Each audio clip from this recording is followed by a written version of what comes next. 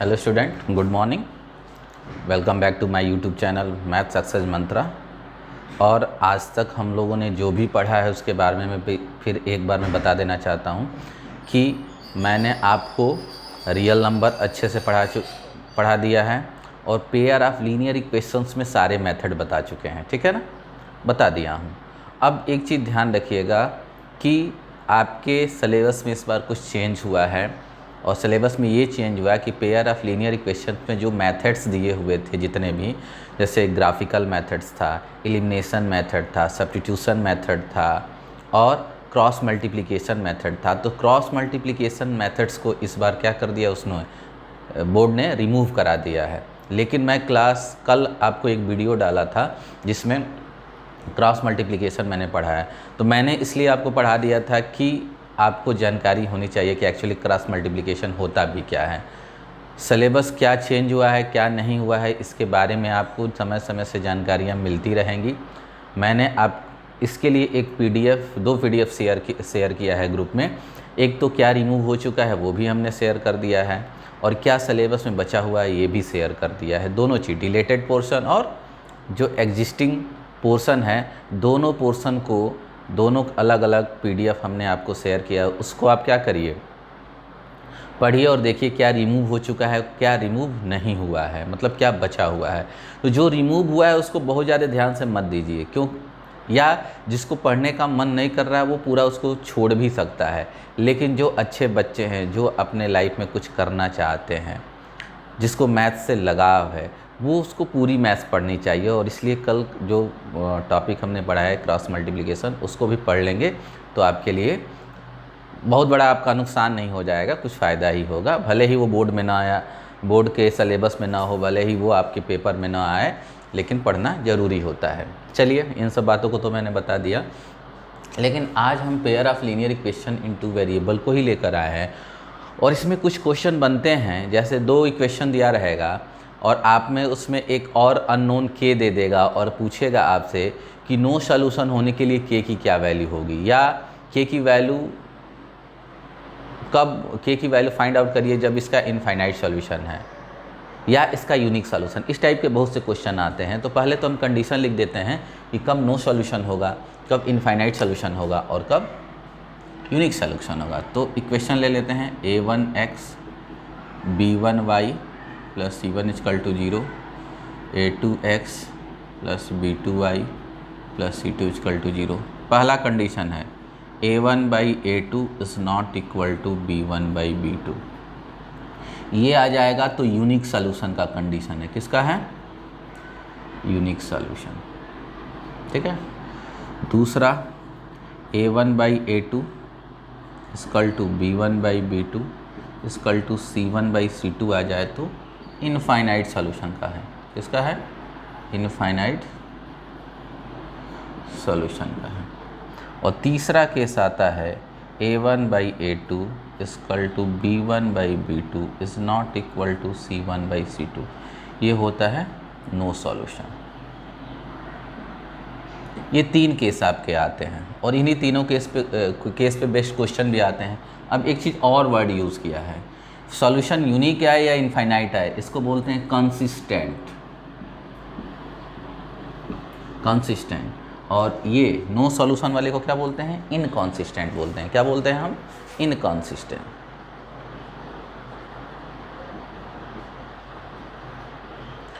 Consistent किसको बोलता है? जिसका सॉल्यूशन क्या होता है, या तो यूनिक हो या इनफाइनाइट हो, तो consistent. Pair of linear equation क्या कहलाएगा? कंसिस्टेंट कहलाएगा। और यदि ये कंडीशन आ जाता है तो आप बोलेंगे कि पेयर ऑफ लीनियर इक्वेशन क्या है? इनकॉन्सिस्टेंट है, मतलब नो सॉल्यूशन का केस जब आ जाएगा तो इनकॉन्सिस्टेंट कहलाएंगे। और इसी पे क्वेश्चन बेस्ड आपसे पूछे जाते हैं और उस वही हम कराने जा रहे हैं आज आपको। जैसे पहला क्वेश्चन है,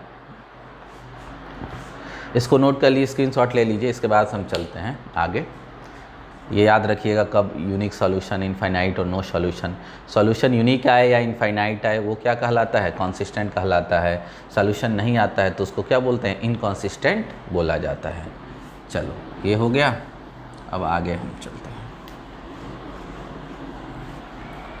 जैसे पहला क्वेश्चन है, इस पर क्या पूछेगा कि फाइंड द वैल्यू ऑफ के फॉर व्हाट वैल्यू ऑफ के will the system of linear equation has infinite number of solution. एक क्वेश्चन दिया है के एक्स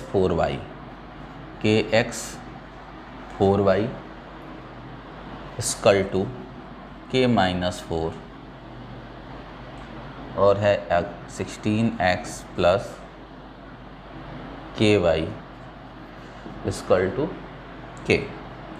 अब देखो एक चीज़ है, जो स्टैंडर्ड इक्वेशन लिखवाए थे, क्या लिखवाए थे आपको अभी, a1x plus b1y plus c1 equal to 0, फिर a2x plus b2y plus c2 equal to 0, ये हमने आपको बताया था। लेकिन और इसी पे बेस सारे ये फार्मूले भी लिखवाए थे। लेकिन यदि ऐसे भी लिखा हो ax plus b1y equal to c1, a2x plus b2y plus equal to c2, तो इस इक्वेशन के लिए ही यही सारे फार्मूले थे। ऐसा नहीं है कि वहाँ कुछ साइन का चेंज हो जाएगा। चाहो तो इक्वेशन इस फॉर्मेट में करके सॉल्व कर लो, फार्मूला वही रहेगा, चाहे तो ये करके सॉल्व कर लो, फार्मूला वही रहेगा। ठीक है ना। तो यहाँ पर ऐसे दे दिया है, तो घबराना नहीं है कि आप तो सर ऐसे बताए थे क्वेश्चन में, तो ऐसे दिया है। ये क्वेश्चन दिया है और कह रहा है कि यदि इसका इनफाइनाइट सोल्यूशन होगा तो के की क्या वैल्यू होगी, या के की क्या वैल्यू रखा जाए तो इसका इनफाइनाइट सोल्यूशन होगा। क्लियर हो रही बात है कि कब फाइंड करना है यहाँ पर के की वैल्यू, इनफाइनाइट सॉल्यूशन के लिए क्वेश्चन दिया हुआ है। ऐसे क्वेश्चन आपसे पूछेगा कि फाइंड द वैल्यू ऑफ के for which the pair of linear equation have infinite solution. समझ में आ रही बात है, के की वैल्यू फाइंड करिए जिसके लिए इनफाइनाइट सॉल्यूशन हो। अब जैसे पहले वाले को पहले इक्वेशन से कंपेयर कर दोगे तो a1 की वैल्यू क्या आएगा के, b1 आ जाएगा 4, c1 की वैल्यू के -4, a2 कितना आ जाएगा 16, b2 कितना आ जाएगा के, और c2 कितना आ जाएगा के। क्लियर हो रही बात है। अब फॉर इनफाइनाइट सॉल्यूशन, अब जो पहला बताए थे उसको नोट कर लिए होंगे तो आपको दिखेगा कि इनफाइनाइट सॉल्यूशन का केस क्या होता है, a1/a2 equal to b1/b2 equal to c1/c2, ये केस होता है। यही अप्लाई कर देंगे। अब a1 की जगह क्या, कैसे कंपेयर करेंगे भाई, देखो x का कोएफिशिएंट a1, तो x का कोएफिशिएंट a1 की वैल्यू क्या हो जाएगी k, b1 की वैल्यू 4 और c1 की वैल्यू k -4, a2 की वैल्यू 16, b2 की वैल्यू k और c2 की वैल्यू k। इनफाइनाइट सॉल्यूशन के लिए ये केस होता है, आपको पीछे पढ़ा भी चुके हैं। अब a1 की वैल्यू क्या रख दें k, और a2 की जगह 16, b1 की जगह 4, यहाँ k 16, c1 की जगह k -4, c2 की जगह k। क्लियर हो रही बात है। यहाँ पर तीन चीज़ दी हुई है। अब एक बार क्या करेंगे, इनको ले लेंगे और तब सॉल्यूशन देखते हैं k की क्या वैल्यू आ रही है। तो अब क्या करेंगे हम कि ये ले लेंगे, therefore k/16 equal to 4/k, cross multiply k का k में k², 16 का 4 में 64, और जब स्क्वायर रूट निकाल देंगे तो k की वैल्यू क्या आ गई, +-6 आ जाए, सॉरी +-8 आ जाएगा। k तो ये आ गए, एक तो यहाँ से आया, दूसरा इन दोनों को ले लीजिए, एक बार इसको इन दोनों को लीजिए, एक बार इन दोनों को लिखिए, देखिए क्या होता है। अब इन दोनों को सॉल्व करेंगे, आल्सो बारी बारी से दोनों सॉल्व करना पड़ेगा, 4/k, k -4/k।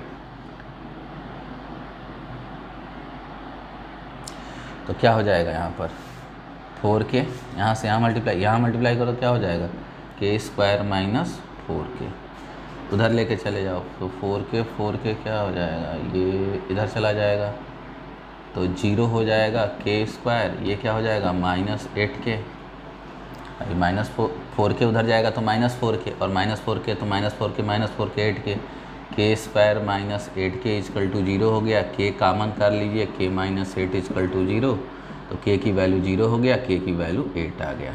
अब यहाँ से k की वैल्यू 2 आया था, k इक्वल टू 8 भी आया था, -8 भी आया, और k की वैल्यू यहाँ से 8 आ गया। दोनों में कामन क्या है भाई, ये, तो आपका सॉल्यूशन होगा k इक्वल टू 8। मतलब ये हुआ कि जब k इक्वल टू 8 रखेंगे तो ये तीनों आपस में इक्वल हो जाएगा।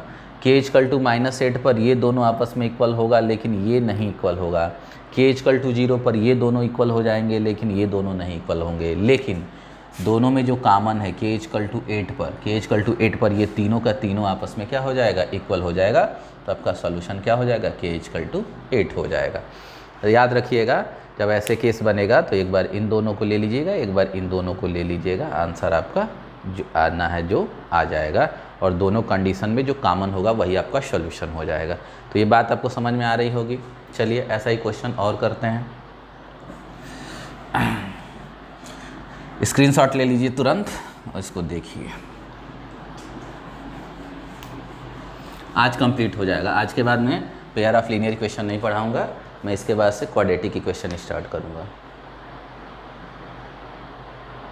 अब कह रहा है, क्वेश्चन दिया है कि x + 2y + 7 = 0 और 2x + ky + 14 = 0। ये दो इक्वेशंस हैं, ठीक है ना। पहला क्या है, x + 2y + 7 = 0, 2x + ky + 14 = 0। अब कह रहा है कि for what value of k will the equations यहाँ दिया रिप्रेजेंट कॉन्सिडेंट लाइन। कह रहा है कि k की किस वैल्यू के लिए ये दोनों के दोनों कॉन्सिडेंट लाइन बनेगा। तो याद रखिएगा, मैं आपको बताया हूँ कॉन्सिडेंट मतलब दोनों, इसका भी जो लाइन बना है उसी पर ये बन जाए। ये दोनों लाइन एक ही पर बने, दोनों लाइन एक ही पर बने का मतलब ये होता है इनफाइनाइट सॉल्यूशन का केस। कॉन्सिडेंट लाइन कह रहा है कि किसके लिए, k की किस वैल्यू के लिए ये दोनों कॉन्सिडेंट कर जाएगा, मतलब k की किस वैल्यू के लिए दोनों इनफाइनाइट सॉल्यूशन देगा। दोनों बात एक ही है, इनफाइनाइट बोले या कॉन्सिडेंट लाइन बोले, दोनों का केस एक ही लिखा जाएगा, ठीक है ना। याद रखिएगा।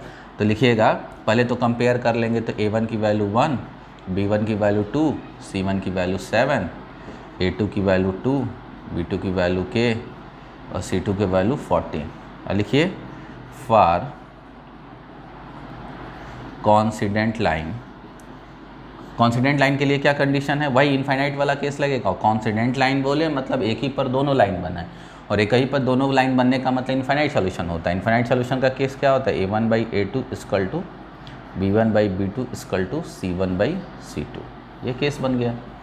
अब यहाँ पर रख दीजिए, सॉल्यूशन आ जाएगा आपका। तो यहाँ पर आप a1 की वैल्यू 1/2, 2/k, 7/14। अब एक बार इसको ले लीजिए, एक बार इसको ले लीजिए, देखिए क्या आता है। तो पहले इन दोनों को साथ में लेते हैं। तो 1/2 = 2/k, तो k = 4 आ गया पहले से। और दूसरे से देख लीजिए,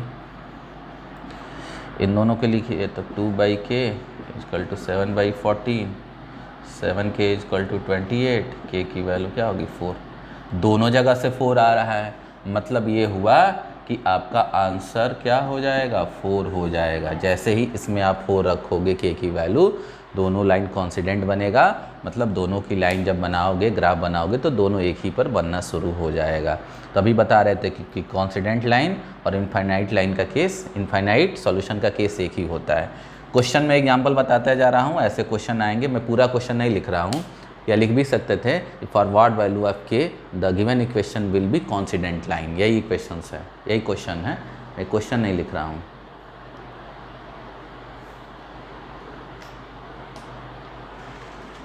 और भी क्वेश्चन है इस पे। ये तो इनफाइनाइट का हो गया, जैसे नो सॉल्यूशन का केस आता है। चलिए देखते हैं नो सॉल्यूशन के लिए।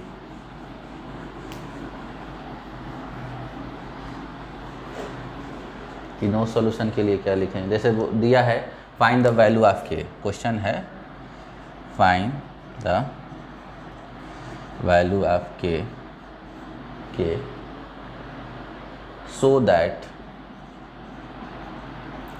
so that the following system of linear equation, the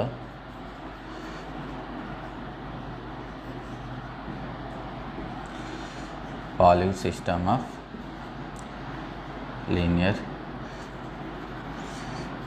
equations has no solution, has no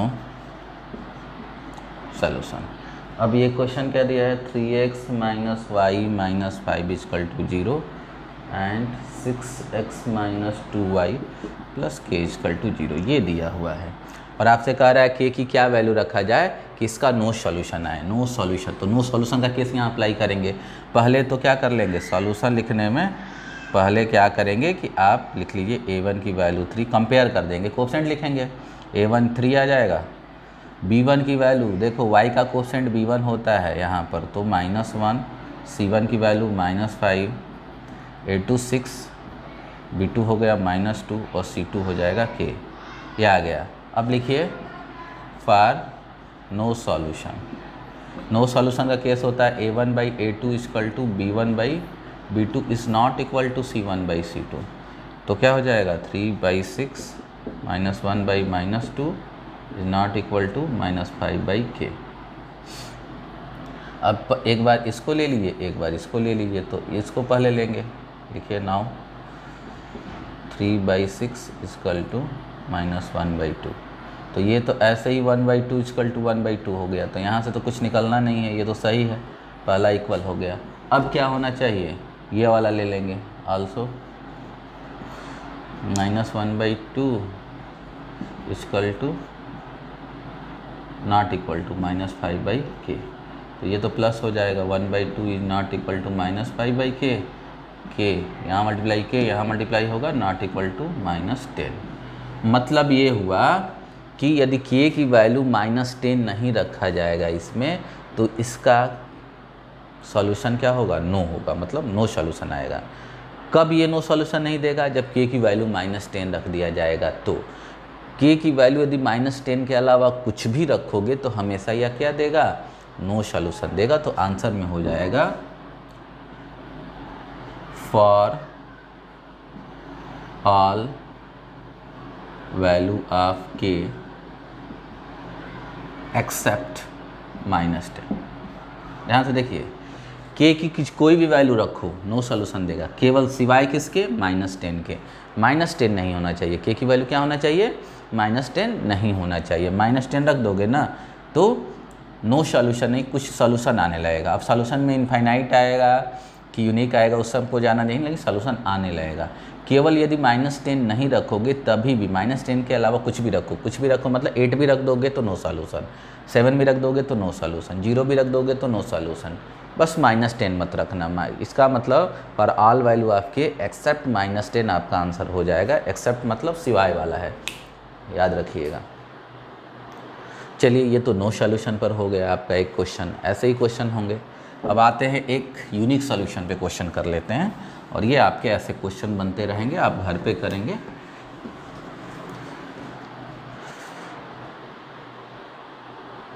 हाँ, अब लिखिए for what value of p है, for what value of p does the pair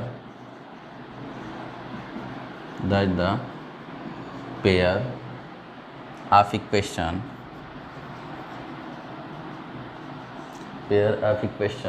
given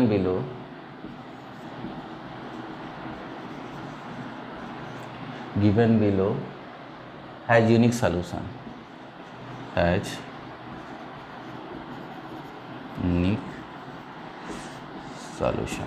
ठीक ना।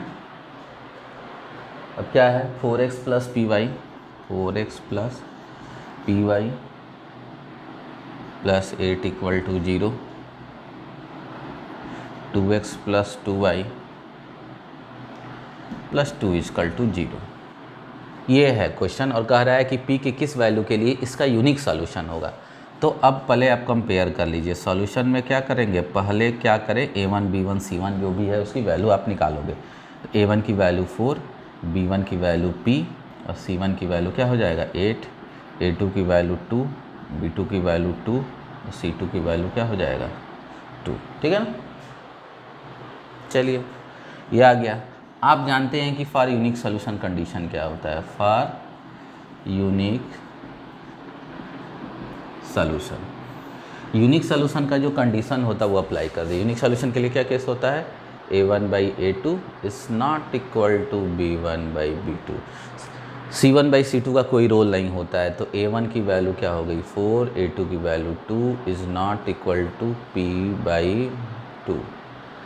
अब ये हो जाएगा कट के 2 नॉट इक्वल टू p/2 और p की value not equal to 4, p is not equal to 4। Clear, मतलब p की वैल्यू 4 यदि नहीं होगी तो हमेशा ये यूनिक सोल्यूशन देगा। मतलब p की वैल्यू कुछ भी रख लो, लेकिन 4 मत रखना। 4 रखोगे तो यूनिक सोल्यूशन नहीं रह जाएगा।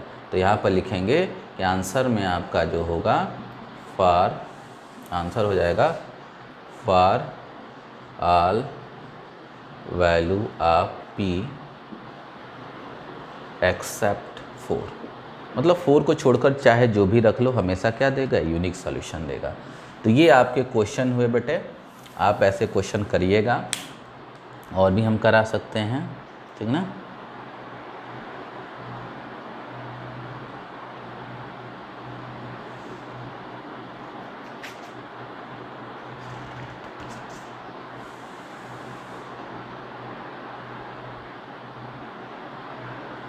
चलो एक अच्छा क्वेश्चन और करा लेते हैं इनफाइनाइट सॉल्यूशन पे।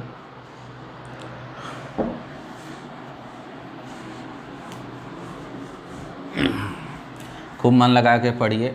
और मैं होमवर्क दिया हूँ, कोई भी बच्चा नहीं दिया है, 2-3 बच्चे को छोड़कर, तो फिर भाई मार्क्स कटेगा तो फिर पूछना मत हमारे यहाँ आके कि भाई मार्क्स क्यों काट दिए आप इंटरनल में। चलिए, find the value of A V for V the following system of linear equation has infinite number of solution. मैं डायरेक्ट इक्वेशन लिख रहा हूँ 2x - 3y = 7, और दूसरा है a + b x - a + b - 3y = 4a + b। ये दिया हुआ है आपका 2x - 3y = 7, और दिया है a + bx - a + b - 3y 4a + b। अब कह रहा है कि ये दो इक्वेशंस दिए हुए हैं, और यदि इनफाइनाइट सॉल्यूशन होगा, या इनफाइनाइट सॉल्यूशन होने के लिए a और b की क्या वैल्यू चाहिए, यहाँ 2 आ गया, तो फिर वही केस है भाई। आप देखो ये a1, यहाँ सॉल्यूशन देखो, a1 की वैल्यू क्या है 2, b1 की वैल्यू क्या है -3, और c1 की वैल्यू क्या है 7, a2 की वैल्यू क्या है a + b, b2 की वैल्यू क्या है -a + b - 3, और c2 की वैल्यू क्या है 4a + b है, ठीक है। अब फॉर इनफाइनाइट सॉल्यूशन का केस लगा लो। क्या होता है a1/a2 = b1/b2 = c1/c2, यही ना होता है।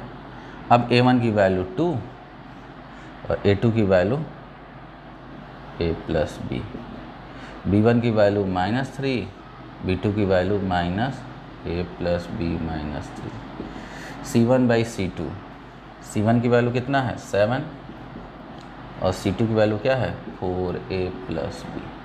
ये तो प्लस प्लस हो जाएगा। अब एक बार इन दोनों को ले लीजिए, और एक बार इन दोनों को लेकर सॉल्व कर लीजिए, आ जाएगा, ठीक ना। अब लिखिए, बार बार ऐसा करना पड़ेगा। जब 3 बना है तो 2 लेकर 2 बार सॉल्व करेंगे। इन दोनों को लेंगे तो क्या हो जाएगा 2/a + b = 3/a + b - 3। Cross multiply कर दो, क्या हो जाएगा, इसका यहाँ करोगे तो 3a, इसका यहाँ करोगे तो 3b, इसका यहाँ करोगे तो 2a 2b - 6, इधर जाएगा तो a, इधर जाएगा तो b, और ये इधर ही रहने दो 6। यहाँ a और b के सॉल्यूशन नहीं आया, a और b में एक इक्वेशन आ गया। चलिए भाई अगला देखते हैं, इन दोनों को एक साथ कर लो। Also 3/a + b - 3 = 7/4a + b। Multiply करो, 3 4 जा 12, 3b, यहाँ करोगे तो 7a, यहाँ करोगे तो 7b, यहाँ करोगे तो -21। अब यहाँ जाएगा तो 5a, यहाँ जाएगा तो -4b और -21। एक इक्वेशन ये बना, एक इक्वेशन ये बना। अब सॉल्व करना है।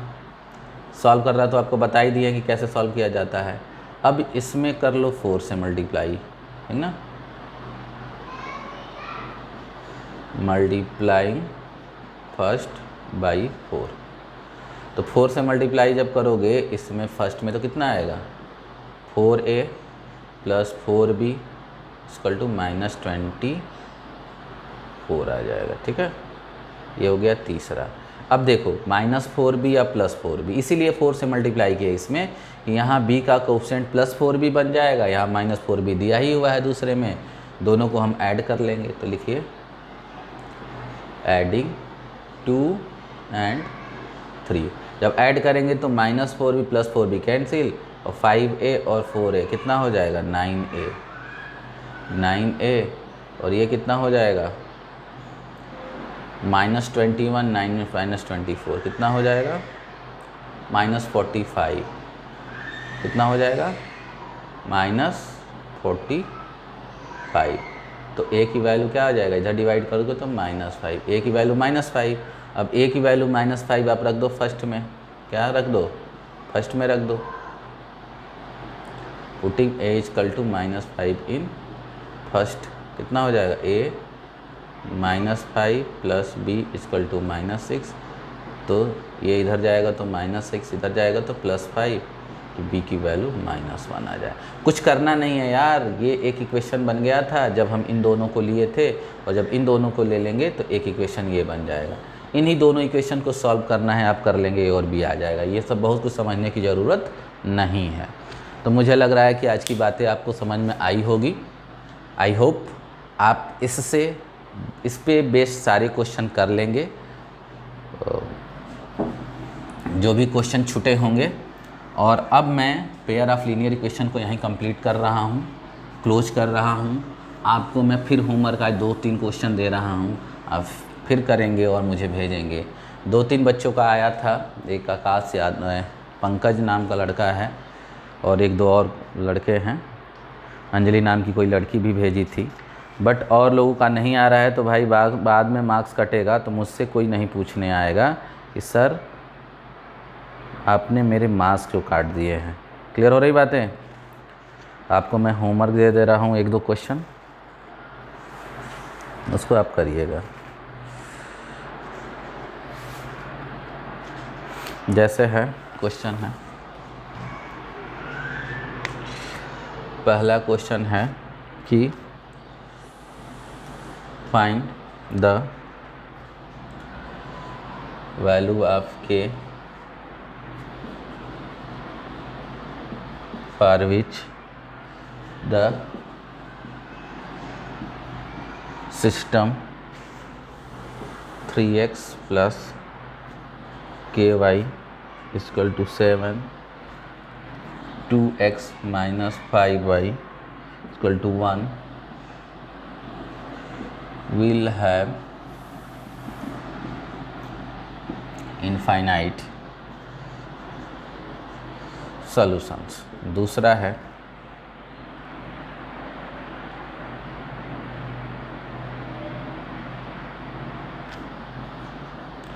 for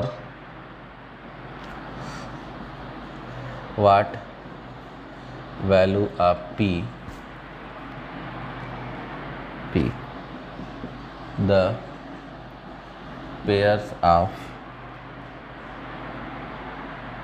of linear equation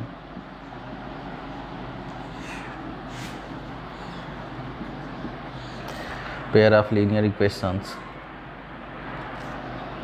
5x plus 7y equal to 10, दूसरा है 2x plus 3y equal to p has a unique solution।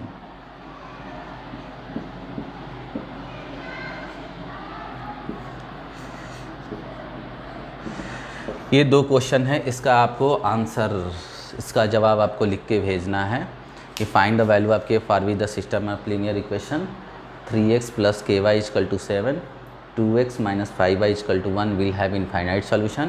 और अगला है for what value of p the pair of linear equation 5x plus 7y equal to 10 और 2x plus 3y equal to p है unique solution. इन दोनों question को करके आप लोग क्या करिएगा, मुझे व्हाट्सएप पे सेंड करिएगा। मैं बार बार कर रहा हूँ कि इंटरनल के मार्क्स इसी पे डिपेंड है, फिर बाद में आप पछताएंगे तो मुझसे मत कहिएगा, क्योंकि अटेंडेंस लगना स्टार्ट हो गई है। केवल 3 बच्चों का अटेंडेंस लगा है कल का, और अब समझ लीजिए कि क्या होने वाला है। जो भी 3 बच्चे भेजे हैं उनके लिए बहुत बहुत धन्यवाद, उनको बहुत बहुत बधाई हो कि जो आप, मेरी शुभकामनाएँ भी उनके साथ हैं कि वो लोग मेहनत कर रहे हैं। लेकिन जो लोग नहीं पढ़ रहे हैं वो संभल जाएँ और इस क्वेश्चन को दोनों को करके ज़रूर भेजें। फिर हम कल आएँगे क्वाड्रेटिक इक्वेशन को लेकर, और आपको बता देना चाहते हैं कि क्रॉस मल्टीप्लिकेशन मेथड्स नहीं हैं। जो लोग अपने लाइफ में कुछ करना चाहते हैं या अच्छा करना चाहते हैं मैथ में, वो तो पढ़ें, उसको अच्छे से पढ़ें। अदरवाइज़ यदि किसी को लगता है कि नहीं, मुझे मेरे पे बहुत बर्डन आ गया है, मैं ये टॉपिक नहीं पढ़ना चाहता हूँ, मुझे बहुत और भी चीज़ें बहुत हैं पढ़ने के लिए, तो वो स्किप भी कर सकता है, छोड़ भी सकता है। ठीक है, तो आज के लिए इतना ही। धन्यवाद।